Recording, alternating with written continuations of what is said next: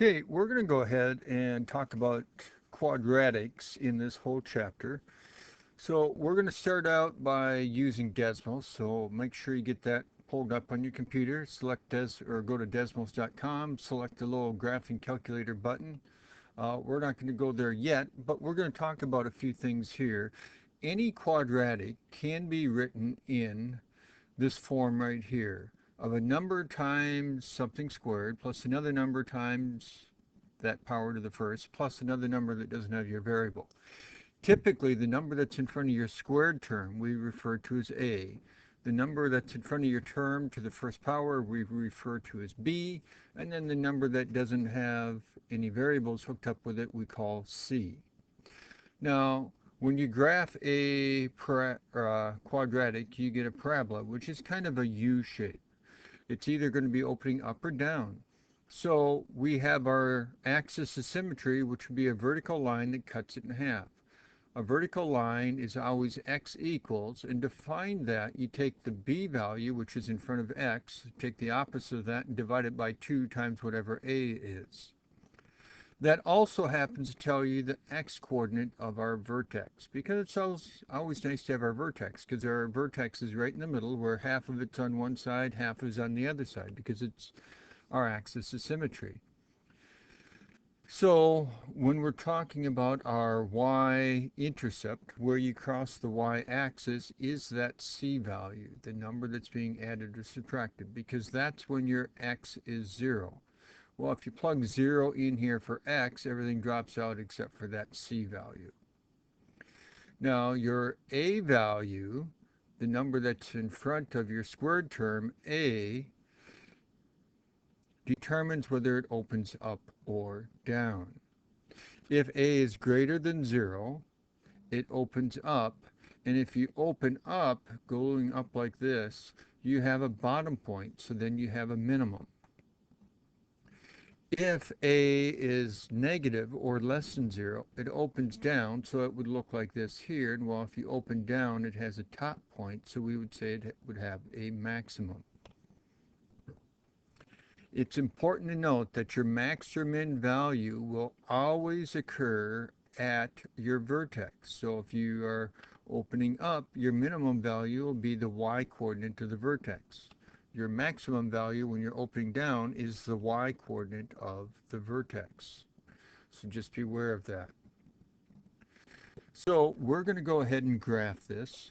So you can go to desmos.com, and then you can put that in, and you should get a graph similar to this. Now, just as a reminder, you can hit the little home button over here on the side, and it's going to bring you back to a normal screen. And then you can always move it so it's easier to see. Also, as a reminder, you can hit the gear and then hit the table button, and you get a table of values. And then you can always go ahead and keep adding numbers so that you can get your shape. So I've already done that, but I just wanted to remind you of that. And so if we look over here, taking that graph that we just did and our table that we just did, I already have that put in over here. We're asked to find multiple things. We need to find our vertex. Well, our vertex is this point here, which is 6, -4. Your axis of symmetry would be a vertical line that goes through that. And so that vertical line, like this here, is your axis of symmetry. It's always x equals, because it's a vertical line, and it always goes through the x-coordinate of your vertex, which is 6. Now, even without graphing, we could have found your x-coordinate of your vertex by doing -b over 2a that we talked about on that last screen. You go opposite of b over 2 times your a, so you get -24 over a -4, which is just 6. And you can see how that matches here. Now, you can see by your picture that you are opening down. You also should know that by having a negative in front of your squared term. Your max or min value, since we are opening down, we have a maximum. That max or min value is always the y-coordinate of your vertex, and that's -4. Your y-intercept is always what happens when you plug in x being 0, because you're not left and right, you're wondering where you are in the y-axis. That, when you plug in 0 here, plug in 0 here, everything drops out except this. That's your y-intercept. Well, we can go ahead and do the exact same thing for this next one. So go back to decimals, plug this in, and by the way, when you have your table of values, you're going to actually have to plot these by hand onto a graph.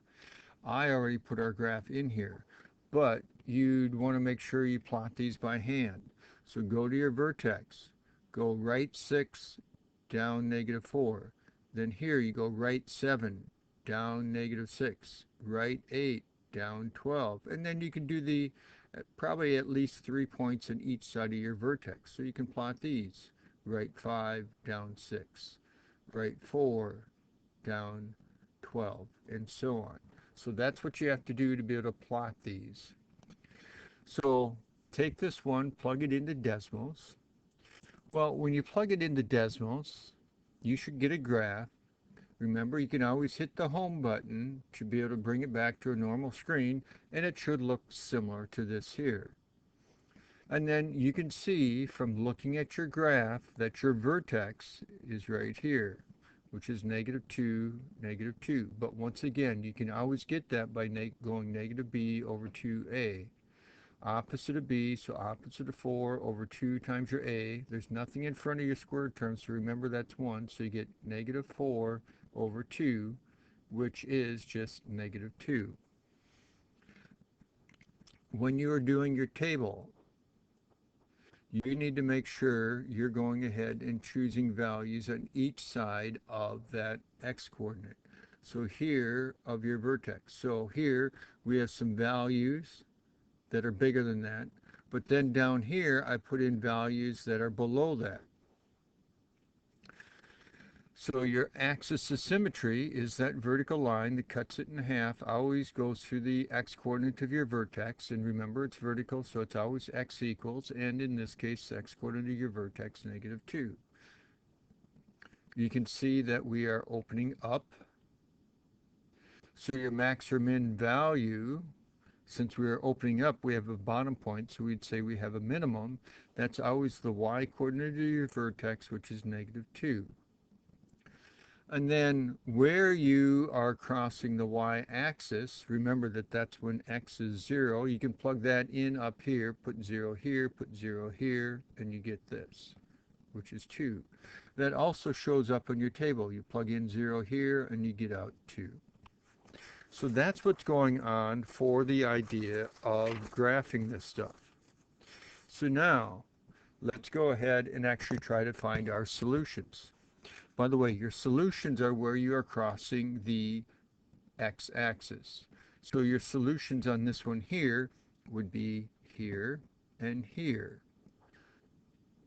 Now, as a side note, we would know for this first one here, what is A?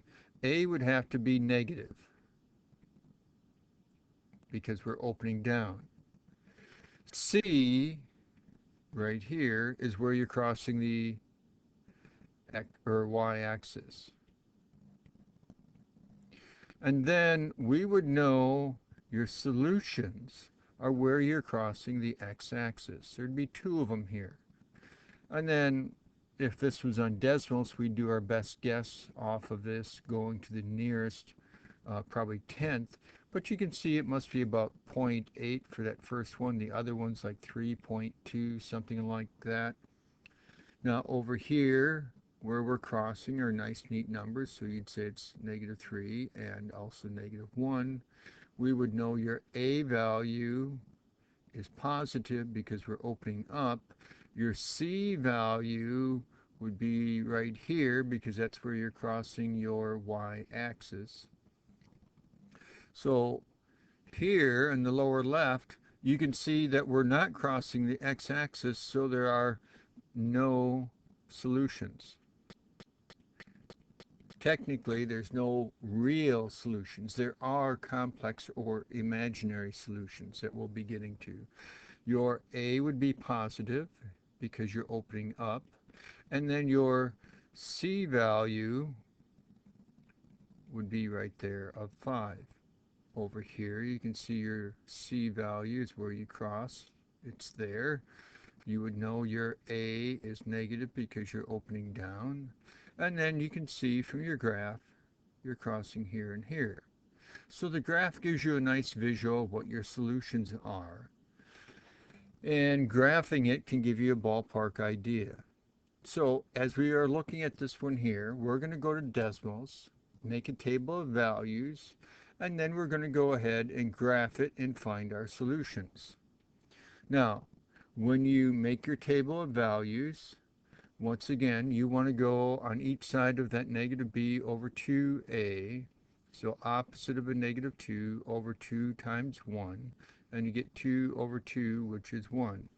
So, and you can see that your vertex is right here. And so you want to choose at least 3 numbers on each side of your vertex. You can plot your points from your table from decimals. Now, once again, your real zeros, your solutions to the nearest tenth are where you're crossing your x-axis. Well, here's your x-axis. Does our parabola cross our x-axis? No, so you would say no solution.